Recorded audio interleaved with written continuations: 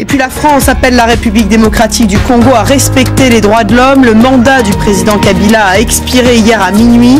L'opposant historique Étienne Tshisekedi demande au peuple congolais de ne plus reconnaître le chef de l'État et l'appelle à un mouvement pacifique.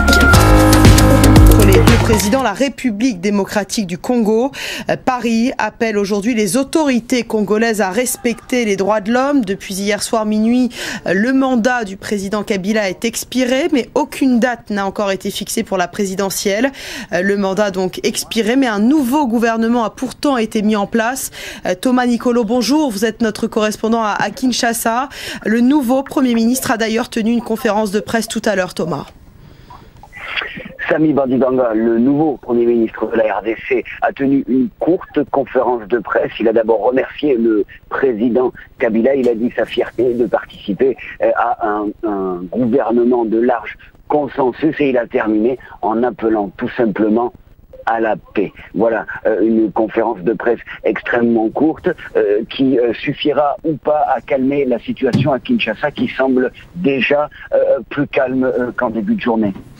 Oui, Thomas Nicolo, l'opposant historique Étienne Tshisekedi a appelé le peuple à ne plus reconnaître le président Kabila. Il a appelé à une résistance pacifique. La situation à Kinshasa est calme pour l'instant, vous le disiez? La situation s'est calmée en effet depuis le début de journée. Il y avait eu de nombreuses heures à Kinshasa, mais également à Kananga ou encore à Lubumbashi, dans deux autres villes de la RDC.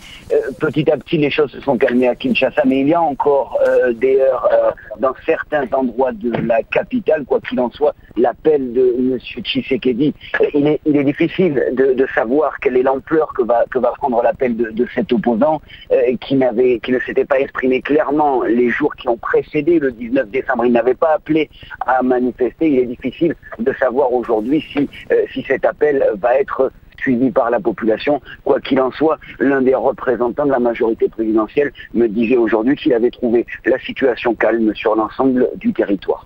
Merci beaucoup Thomas Nicolon pour toutes ces informations en direct de Kinshasa en RDC.